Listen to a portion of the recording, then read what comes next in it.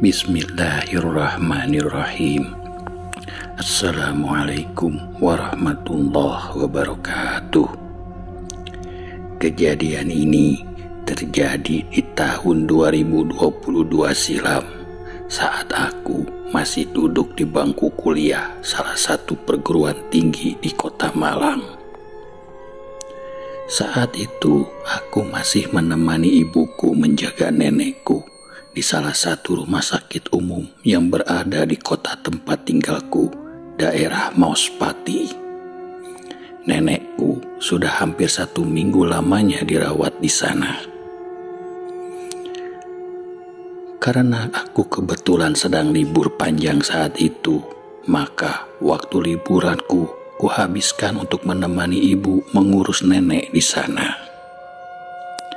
Aku kebagian jaga malam.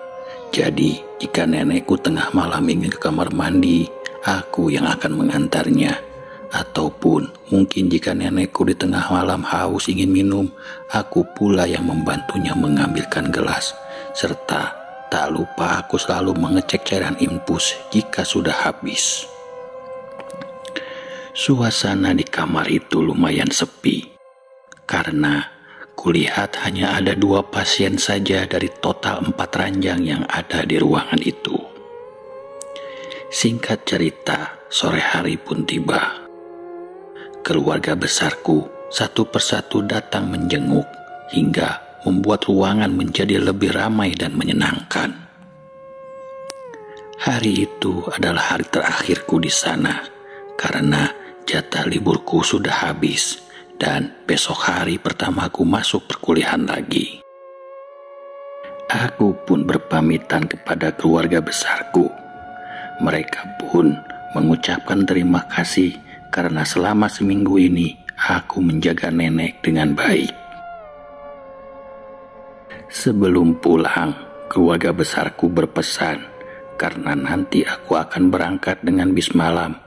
Mereka menyarankan agar aku langsung ke terminal saja. Jangan menunggu bis di pintu masuk tol. Aku pun mengiyakan saja perkataan mereka.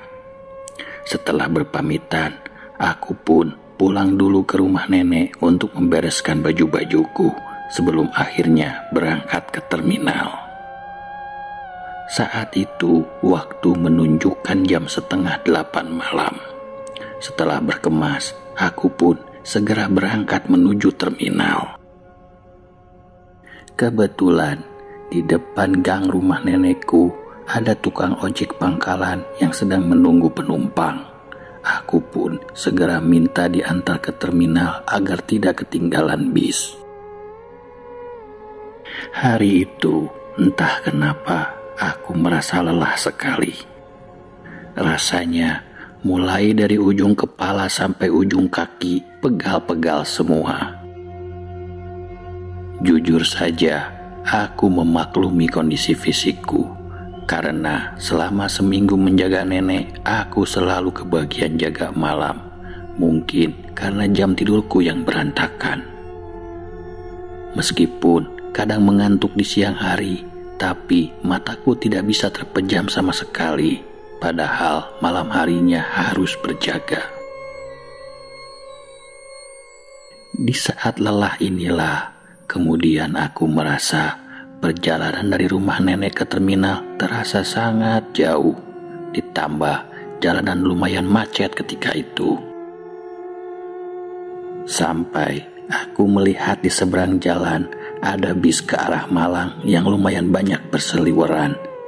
Hal itu membuatku jadi berpikir untuk merubah rute ojekku.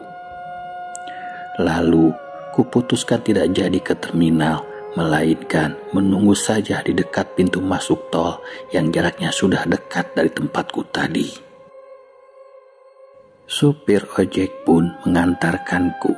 Setelah sampai, aku membayar ojek itu dan aku pun berdiri di pinggir jalan sambil menunggu bis yang akan datang. Aku duduk di sebuah pagar pembatas jalan yang biasa ada di jalan tol. Memang biasanya sebelum masuk pintu tol, bis kadang suka berhenti untuk mengambil penumpang. Sesekali kulirik kiri dan kanan. Siapa tahu ada penumpang lain yang juga sedang menunggu bis dan bisa kuajak bicara. Berhubung ketika itu sepi, tidak ada siapa-siapa, aku pun akhirnya mengambil handphoneku untuk mengusir rasa sepiku. Tapi sialnya saat itu, handphoneku lowbat, tinggal 10% lagi. Aku lupa mengecasnya tadi. Guna menghemat baterai, akhirnya aku mematikan handphoneku. Kupikir siapa tahu ketika sampai Malang aku membutuhkannya. Meskipun kiri kananku sepi, tak ada penumpang, namun kulihat jalanan lumayan ramai. Namun tiba-tiba hujan gerimis turun di malam itu.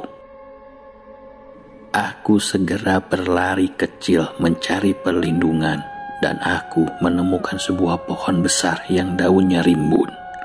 Lalu aku berjalan ke sana sekedar untuk melindungi diriku agar tidak kebasahan oleh air hujan.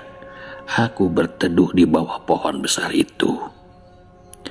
Semakin lama hujan turun semakin deras, sementara aku berteduh sambil terus melihat ke arah jalan.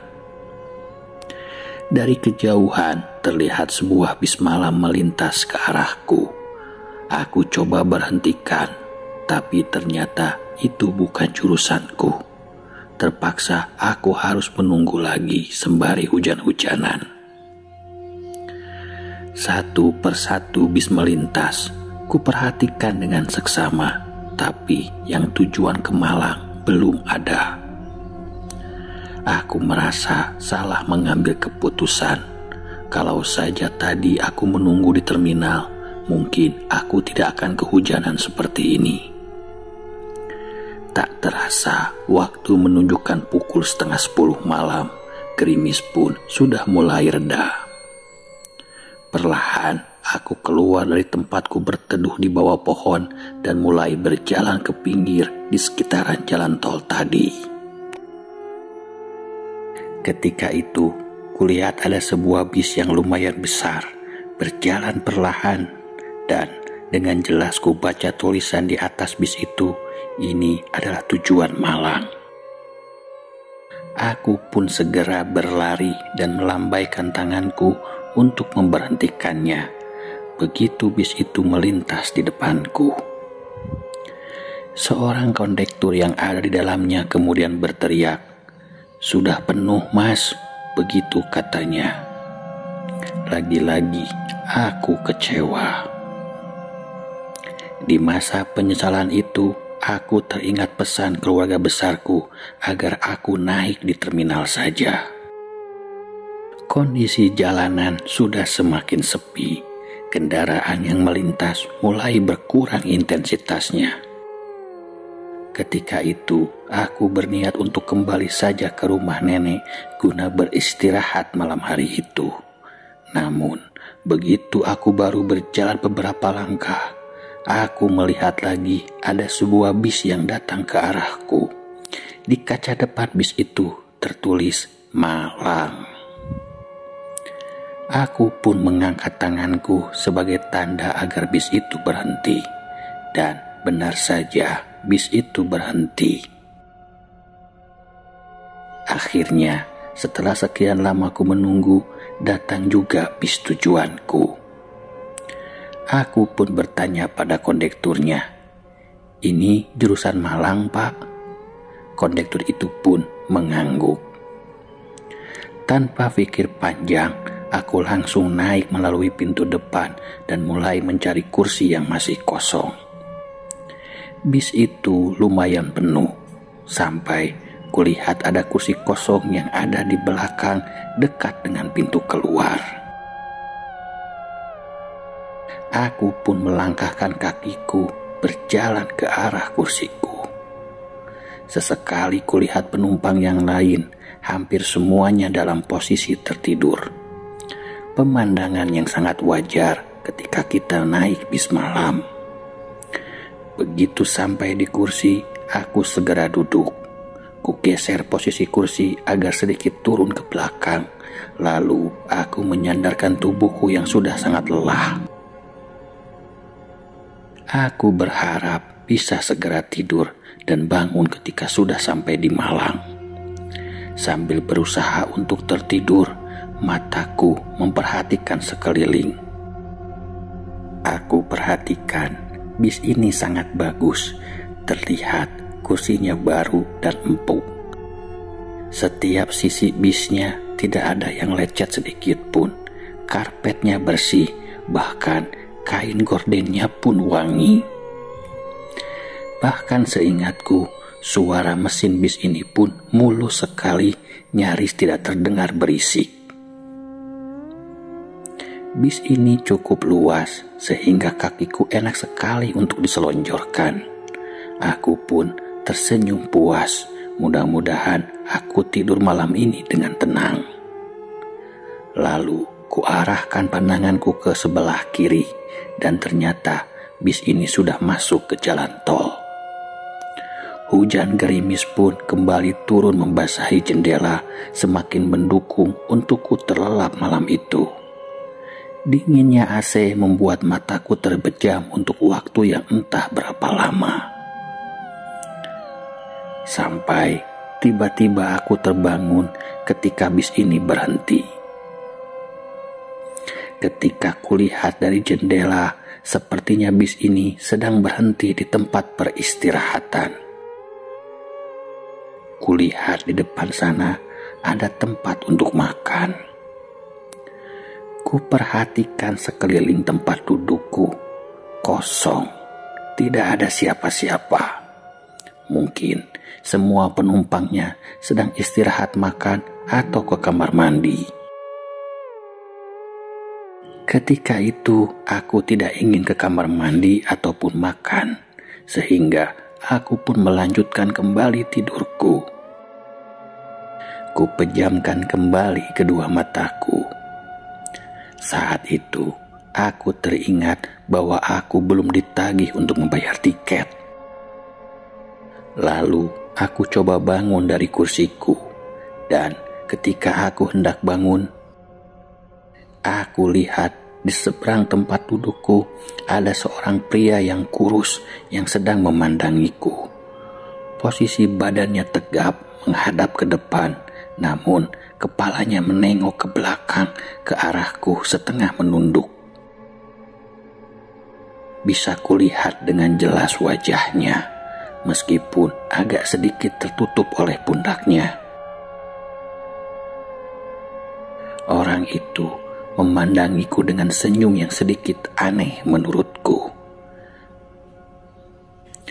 Karena merasa tidak nyaman, aku pun segera meninggalkan dia dan turun dari bis untuk mencari kondektur. Aku berjalan menuju tempat makan itu. Namun anehnya, tempat makan itu sepi, tidak ada orangnya. Ku cari-cari ke setiap sudut tempat itu, namun tidak ada seorang pun yang bisa kutemui. Aku pun tidak mau ambil pusing, lalu berjalan kembali ke dalam bis untuk melanjutkan tidurku. Paling nanti kalau ditagih juga aku dibangunin. Begitu pikirku. Aku pun kembali masuk ke dalam bis. Namun anehnya, pria kurus yang tadi memperhatikanku dengan aneh itu, kini dia sudah tidak ada di tempatnya.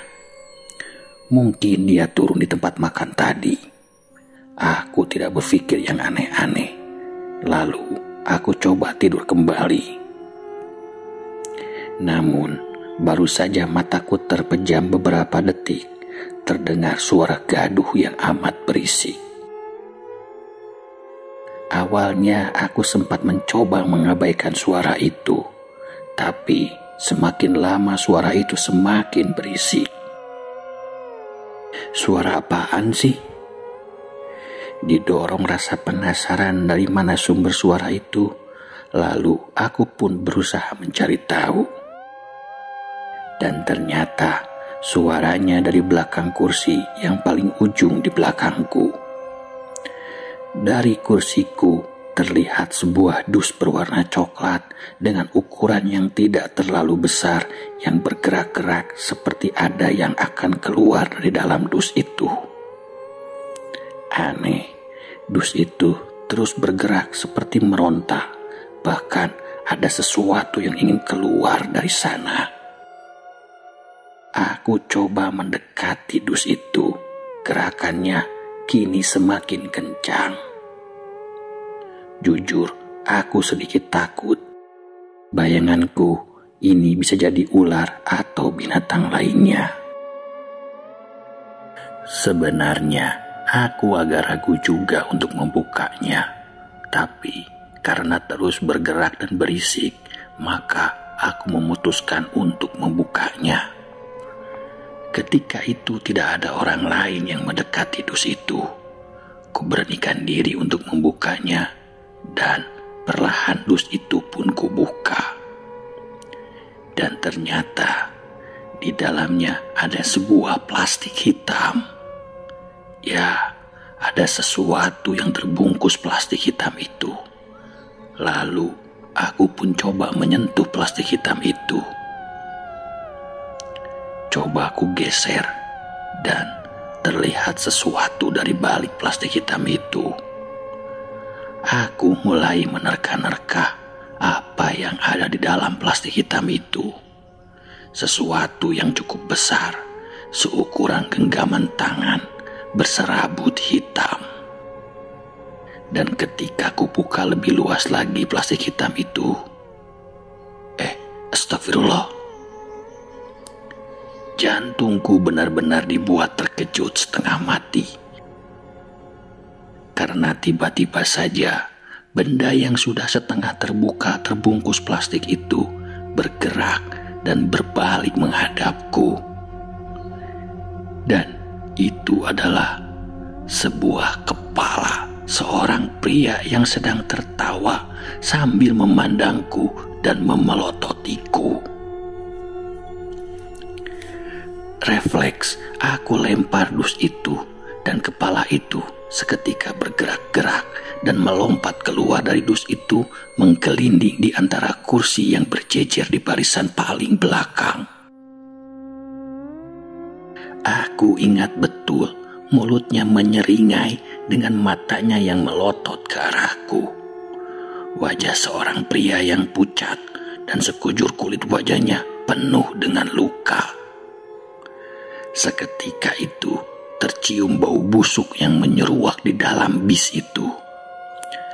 Aku yang ketakutan dan panik berusaha berlari keluar dari bis itu sambil berteriak minta tolong.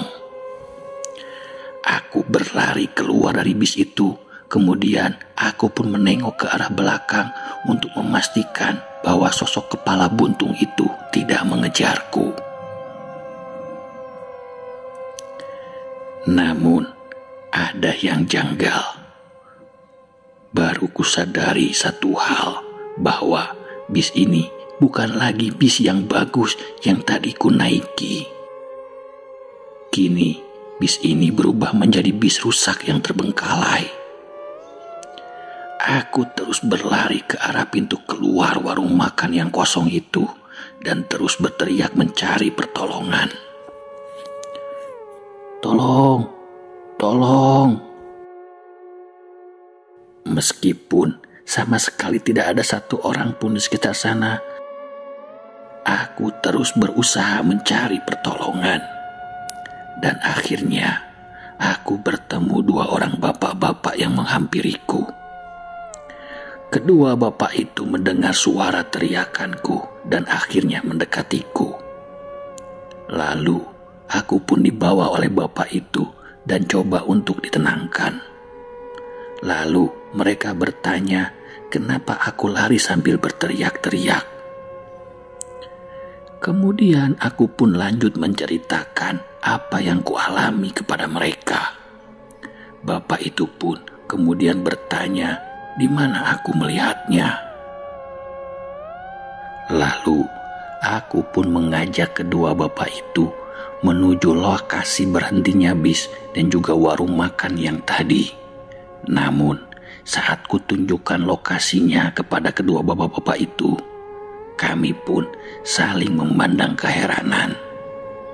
Karena tempat bis yang tadi berhenti dan juga warung makan yang kulihat tadi ternyata sebuah area pemakaman tua yang di dalamnya ada semacam bangunan sisa-sisa bekas terbakar. Aku pun terkejut setengah mati melihatnya. Kedua bapak itu pun mencoba menenangkanku dan mengajakku ke tempat yang lebih aman, sebuah warung kopi yang berada di dekat sana. Mereka pun menyuguhkan teh manis hangat dan menjelaskan bahwa katanya banyak sekali kejadian aneh di jalan raya ini, mulai dari kecelakaan ataupun melihat penampakan sosok misterius yang akhirnya membuat kecelakaan, juga korban tabrak lari yang tergeletak di pinggir jalan. Namun, setelah didekati, korbannya hilang. Bahkan, konon dibawa oleh bis gaib. Dan mungkin itu juga yang kualami. Mereka pun menjelaskan kalau tadi aku terlihat oleh kedua bapak itu sedang berlari-lari mengelilingi bangunan bekas terbakar di pemakaman tua yang memang sudah lama sekali tidak terurus. Sampai akhirnya mereka mendengarku meminta tolong dan barulah mereka berani mendekatiku. Lalu salah seorang bapak tadi pun mengantarkanku mengambil tas yang tertinggal di bis gaib yang sebenarnya tidak ada. Dan ketika itu, posisi tasku sudah bersandar di sebuah papan batu nisan kuburan yang ada di sana. Mungkin keluarga besarku sudah tahu tentang kejadian-kejadian ini, makanya mereka menyuruhku untuk menaiki bis dari terminal saja. Perjalanan malam itu menjadi perjalanan yang sangat menyeramkan untukku, dan aku tidak mau mengulanginya lagi. Nah, demikianlah cerita pada kesempatan kali ini. Mohon maaf atas segala kekurangan. Billahi taufik wal hidayah. Wassalamualaikum warahmatullahi wabarakatuh.